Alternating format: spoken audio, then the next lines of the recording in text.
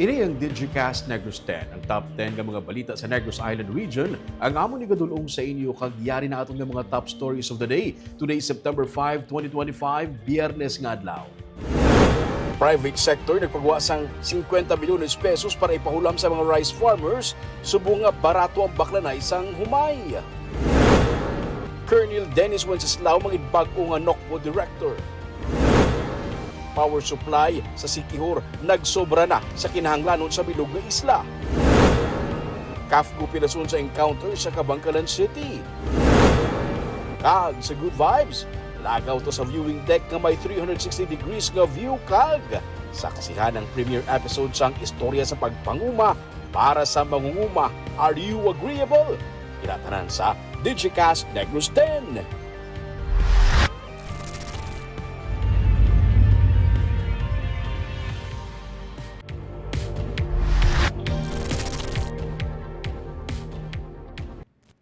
Sa number 10, mayara na naman sang low pressure area sa sulod sang Philippine Area of Responsibility.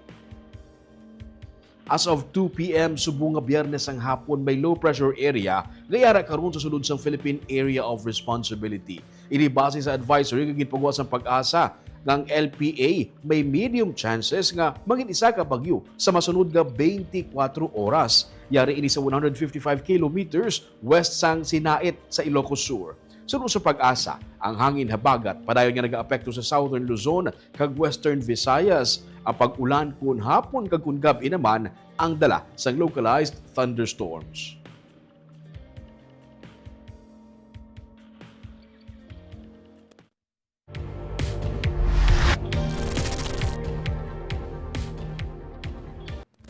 Sa number 9, may masobra sa piso nga saka sa presyo sa diesel kada litro sa madason nga semana.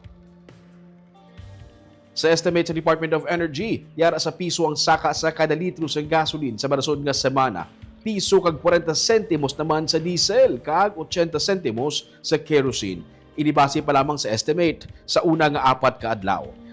Ang saka sa bili sa produkto petrolyo ang bangod sang ginakakulbaan nga supply disruption matapos ang o kung nagpapanaog ang Russian oil flow bangod sang ilang nga oil processing facilities nga nag-angkon sang seryoso nga mga damage gikan sa Ukrainian attacks. Patuman ang saka sa presyo sa produkto petrolyo sa Martes nga adlaw.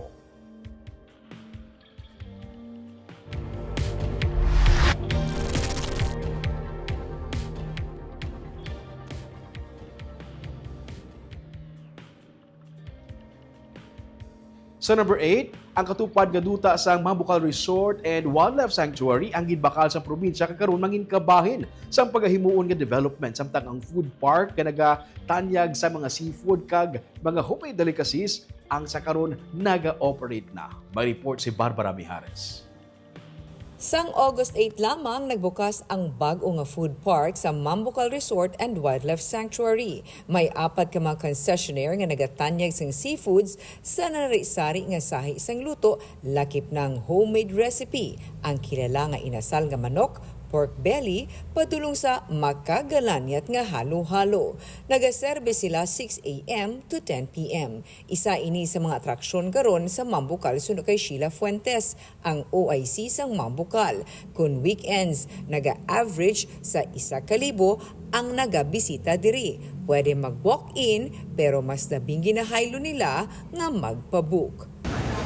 So, the food park, we have the boating lagoon.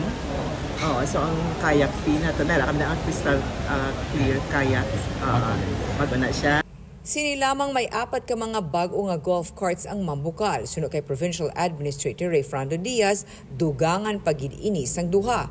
Duha ang iga-assign sa entrance para magbulig sa mga guests sa ilang nga pagsulod kag 4 ang iga-assign sa tourist areas. Libre ang paggamit sini. Kabahin pagid sa improvement nga ginapatuman suno kay Diaz ang mga trails padulong sa mga falls. Lakip na diri ang pagpamutang sa mga wildlife enclosure. Ini magaserbe lugar para sa mga wildlife gikan sa ginatatap sang Talarak Foundation kaangay sang Visayan Spotted Deer kag Visayan Warty Pig ngan mag-acclimate antes sila igarili sa lasang. Where else kita makahatag pagid improvement sa tourism except diri pagidya sa Mambukal, no? Kay si halin ta sang gagmay kita hasta subong Mambukal is still the best place to go kung mapabugnaw kita and explore nature. So subong ang aton yang provincial government is improving the trails kadto sa mga waterfalls. We're also acquiring the properties, no, going to the falls para ang aton flora and fauna kagang aton ecological corridor ma-establish again from Mount Canlaon National Park. Sunod kay Governor Eugenio Jose Lacson, nagbakal ang probinsya sang dugang nga duta nga kaiping sa Mambukal. Sunod kay Diaz, sa daan nga 25 hectares, nadugangan na sang 10 hectares. Kag dugangan pagid nga ginabulubanta magadangat sa 49 hectares sa kabilugan. Ang pagpasanyog sa turismo, isa sa mga programa sang Lacson administration. With the additional property, we're also hoping to build more villas to accommodate more visitors. And of course, this transportation within Mambukal Resort. Padayon pa ang construction sa mga high-end villas nga mayara sang kaugalingon sini nga mga pool amo man ang pagpaayo sang convention center.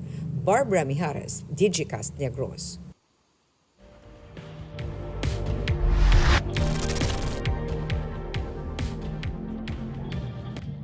Sa number 7, isa ka hubog na soldado nagpaniro sa Himamaylan City. Detained sa gihapon ng isa ka soldado matapos magpaniro sa tricycle driver sa Dalan Rizal sa Tubang San Plaza sa Barangay 1 sa Himamaylan City. Ginpasakaan sa kaso nga direct assault ang 33 anyos ka soldado matapos magbato sa pulis. Siyang may ranggo nga private first class kag residente sang Himamaylan. Ginsiling ni Police Lieutenant Peter Henovia, Deputy Chief sa Himamaylan PNP. Ang soldado yara sa impluwensya sa makahulubog nga elimnon ang nagpalapit sa tricycle driver nga nagapungko malapit sa convenience store. Ginpagwa sa soldadong iya nga pusil kag sila ang nagdumugay. Nagpalupok sa pusil ang soldado kag naiguan ang 45 anyos nga tricycle driver sa iya nga tiil. Suno kay Henovia, nakalampuwas lang gid ang kapulisan nga nagaroving sa nagluntad ng insidente. Sa ilang pagbalik sa lugar, agud magresponde, sila pa ang gintiro sa suspect. Nagbalo sa pulis apang nakadalagan kag danago sa Barangay 1 kundi siya na corner. Na-recover sa soldadong iyang service firearm, magazine kag empty shells. May nakuha man nga deformed bullet sa caliber 45 pistol sa lugar sa insidente. Ginaulat sa kapulisan ang biktima nga nagapaayo pa agud magpasaka sang kaso nga frustrated homicide batok sa soldado.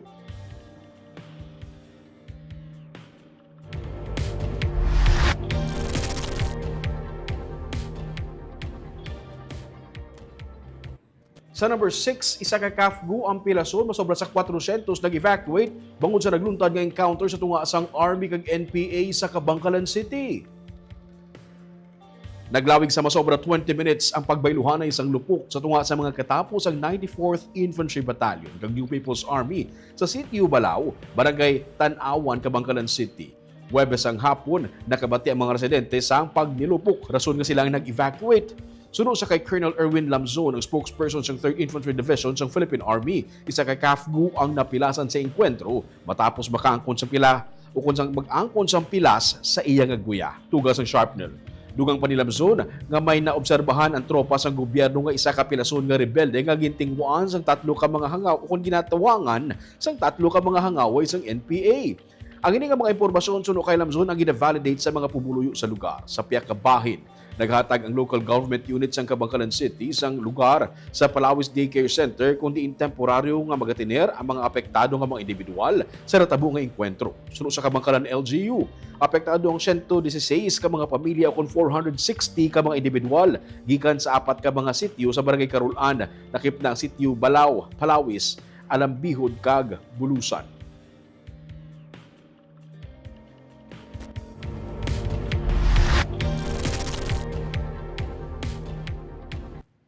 Sa number 5, isa ka 25 anyos nga rider ang patay matapos mabunggo ang ginadala nga motorsiklo sa poste.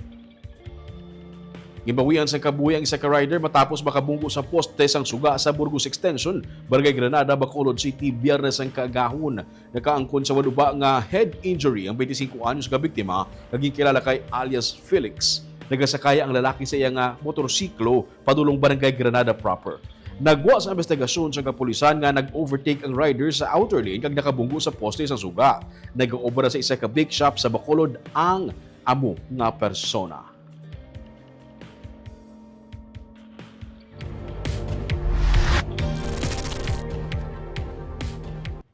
Sa number 4, naganubo na karon ang mga kaso sang dengue sa Negros Occidental.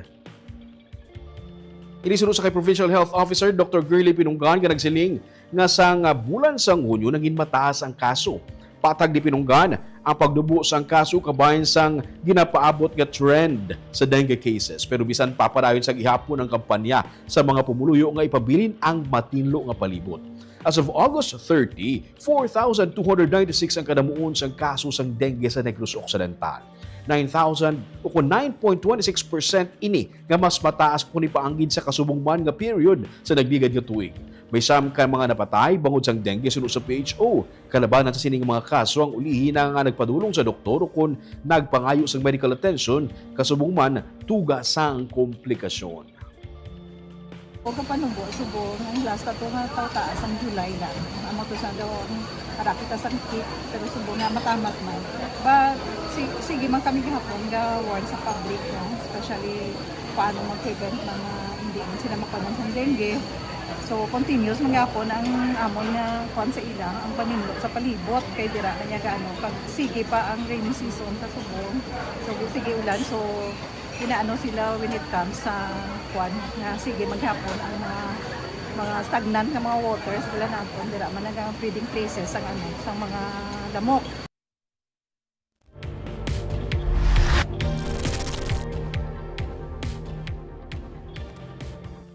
Sa number 3, ginrelieve na sa pwesto si Colonel Reynero de Chavez bilang Provincial Director sa Negros Occidental PNP. Si Colonel Dennis Wenceslao naman ang nga taga Nueva Ecija ang magabulos sa iya. Inisinod sa kay Negros Occidental Governor Eugenio Jose Lacson nga nagpahayag sa katapos sa media nga iya personal nga ginpili si Wenceslao kaangay sang kinaangdan nga proseso. Si Wenceslao ang nagserbi hepe sa Regional Investigation and Detective Management Division sa Police Regional Office Negros Island Region.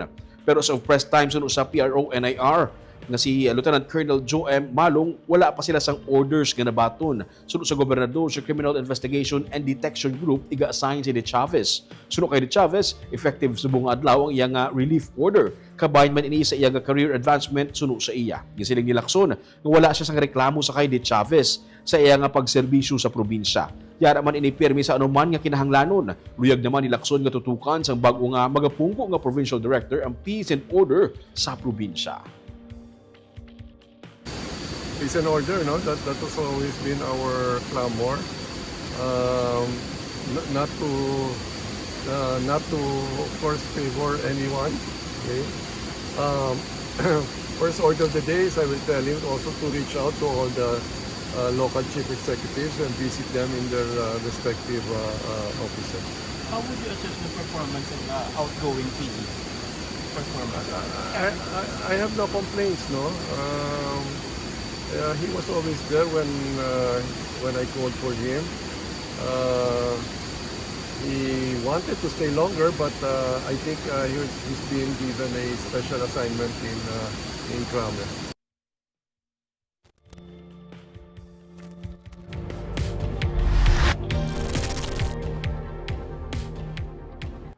Sa number 2, power supply sa isla sang Siquijor ang masobra na karon sang sa kinahanglanon sang bilog nga isla.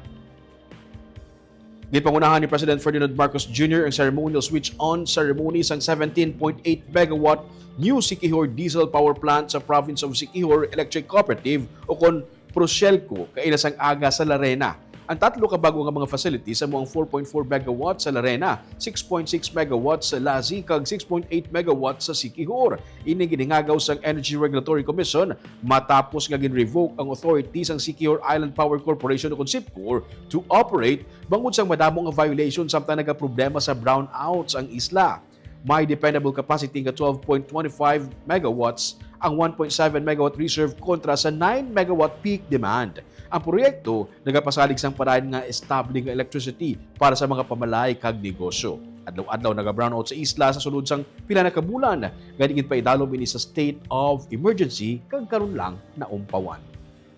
had to take over the operations of Siquijor for the simple reason that wala tayong nakikitang improvement doon sa kanilang pag-provide ng supply ng kuryente. Kaya ganun ang nangyari. So the NEA and the ARC get together, pinagtrabaho together, of course, under the Department of Energy. Trinabaho nila para sila na, ang Proselco na magpatakbo. At after that, tutuloy-tuloy na natin and we'll see that magiging mas maganda na ang serbisyo ng pag-provide ng kuryente.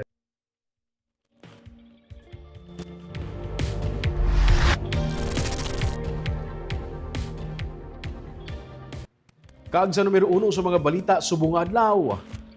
Bangod sang istorya sang isa ka mangunguma nga nagpangayo sang bulig bangod sang masyado nakanubo nga presyo sang humay, nabunag ang programa nga palulos para sa mga magagbay nga mga mangunguma. Tinutuyo sa sini nga programa nga magpahulam sang kwarta sa mga rice farmers nga wala sang interes. Yaring report. 50 million pesos ang inisyal nga pondo nga halin sa private sector kag ipahulam sa mga mangunguma sa sini nga panahon sang ani nga barato ang baklanay sang humay. Iningin anunsyo sang presidente sang RU Eco Agri Foundation nga si Ramon Oy Sr. sa launching sang programa kaina sang aga. Gikan ini sa loan sa Land Bank of the Philippines kag ang iban halin sa iya pamilya kag abyan nga luyag magbulig sa rice farmers sa sini nga panahon sang ani. Ang isa ka rice farmer ang pahulamon sang 20 mil pesos nga magamit niya lang anay para makapananom liwat kag makapaani samtang nagahulat nga magsaka ang presyo sang humay.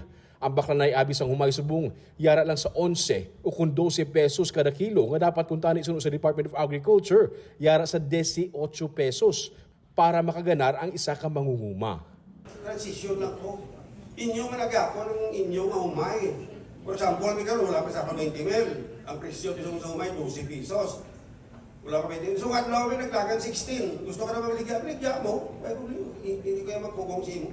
Bayaran mo lang ito 20 mil na ginulang mo sa akin. Natawag natin ang palulos. Di ba sa Ilonggo, palulos. Tagaan na kablasang lulubit. Extension sa ibang activity. Para nga, hindi ka mapwersa sa mga trader. Wala sang interes ang pagpahulam sang kwarta, bayaran lang sa mangunguma kung mabaligya niya na sa mas mataas nga presyo ang iyang humay. Partners ni Uy ang mga ahensya ng gobyerno sa sini nga hilikoton pareho sa Department of Agriculture kag ang lokal nga panguluan sang Bago City. Suno sa kay DA-NIR Regional Director, Engineer Jose Albert Barogo, ang gobyerno ang hindi man basta-basta makagiyo kag makapahulam sang kwarta sa mga mangunguma. Gani ginakalipay niya nga may private individuals parehas kay Uy nga handa magbulig sa mga rice farmers. This is a good start. A good start ni sa convergence naton, Mayor. This is a good start for a sample sa PPP naton nga ginatawag na private-public partnership. So amo gini siya yang ginapangita ko. As I said kagaina, hindi ni kaya yahimon sino ba nga government agency matikal nga magpalapit ang farmer sa imo may madahok ka sa iya. Di ba hindi wala gid na iya sa senaryo sang government. Ang mangunguma kuno abi basta tion sang ani ang makaluluoy. Ang traders ang nagadikta sang presyo sang humay kag hindi ang rice farmer. Pareho sa natabo sa kay Rolly Fuentes ang barangay Tabunan sa Bago City nga lain naging kasugtan nga presyo sa sugod pero samtang nagaani na kag nagabutang na sa sako sang humay nagapanaog ang presyo. Kapit na nagabalsa nagpugpo ang presyo 50 na lang. Di nagpaani na ko. Pagpaani ko na kadto naman sa gitanaw ya nga 40 na lang. Isli ko na why na ko may ni sanga mo ito nga time na sulod na sa sakong humay ko, mga alas 4 na. Nagkadto sa liwat, nga baklo niya pa ako na nilang humay ko. Pinayuan niya naman 13. Amo ito nga why na ko na gano'n. Why ko naging hatag sa iya, tapos nagkadto na ako kay Sir Oy. Hindi lang ini sa kay Rolly nagakatabo, bisan diin nagakatabo kuno ini sa Bago City, sa Negros Occidental, kag bisan sa iban pang probinsya. Suno sa kay Mayor Mayet Havellana sa Bago City, mas maayo pagid kuntani nga may federasyon ang mga mangunguma kag kumpleto sa mga dokumento para makasulod sa mga bidding sa gobyerno. Para sa ilan na mismo ang LGU magabakal sa bugas direkta sa mga mangunguma. Federate kamo, imo kamo isa ka trading arm. Nga ang aton mga farmers makapiligya sa syudad. nga makabakal kami sa inyo. Amo na nga presyo, nga ginabakal namon sa iban. Hopefully, they will hear the plea dito na makaubra sila sa isa ka asosasyon nga syempre kinanglan field jobs mo. Kung ang sakgip saka, hopefully may IRR na soon na mabuligan ta sila. Suportado ni Committee on Agriculture Chairman Senator Kiko Pangilinan ng ini nga programa. Giradayaw niya ang inisyatibo ni Oykag sang DA sa Negros. Dugang pa niya sa idalom sang sagip saka law. Dapat kuntani ang mga mangunguma ang hindi na pag-require sang tuman kadamong ang mga rekisitos para makatransaksyon sa gobyerno para mabuligan sila. Kaya kung maayo ang income sa mangunguma, masaka ang i-production nga mahimo magresulta man sa mas barato nga presyo. And sa GIPSACA, Republic Act 11321, sinasabi, pag bumibili ang gobyerno direkta sa ating farmers at fisher folk, wala ng public bidding. Hindi na kinakailangan yung registration sa PhilJeps. Hindi na kinakailangan ng tax identification number at iba pang mga requisitos na hinihingi pag mayroong pagbebenta. Iara man ang iban nga mga ahensya sa gobyerno sa programa. Ang Land Bank nagpahibaluman sang existing nila nga mga programa nga pagpahulam sang kwarta sa mangunguma. May tiglawas gikan sa iban pagid nga mga bangko nga nagalantaw kung paano makabulig sa farmers. Nagkarilain nga mga farmer group organizations ang ara man nagpamati. Sa karon, gina-finalize ang mga kinahanglanon para maka-enroll sa sininga programa. Luyag ni Oy kag sang DA nga masuguran ini gilayon. Patag nila, wala sila nagakompetensya sa traders. Ang luyag lang nila, buligan ang rice farmers nga makabangon halin sa makaluluoy nga sitwasyon.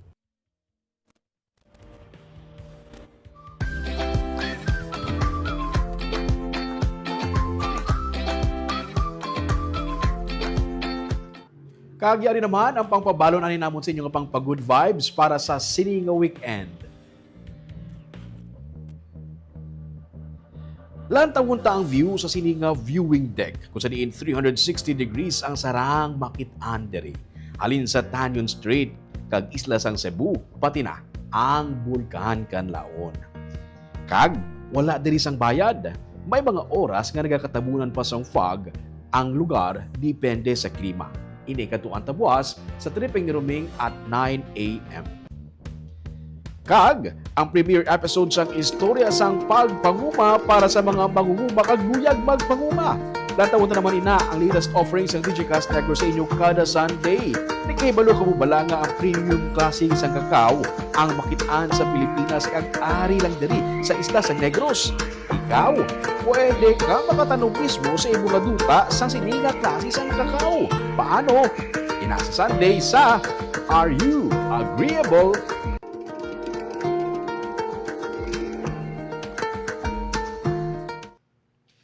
Kung Sabado, tripping ni Roming kag Are You Agreeable na kita kada Sunday, no? Mga istorya sa mga para sa farmers. Kag kita mismo nga interesado magpananom, damo kita matun-an dira. Are you ready to learn? Are you ready to earn? Are you agreeable? Shout out anay sa aton nga live viewers subong gabi. Si Erwin Natura may gabi Digicast Negros watching from Banga Tamaho, Barangay San Juan, Pontevedra. Si Jocelyn Lucero. Good evening Digicast team. Happy weekend. Salamat sa pagdulong sa balita watching from Hong Kong. Si Neneng Arroyo, bag-o lang ba ligad ayawan kami bit-bit dala namon. Ano ni man?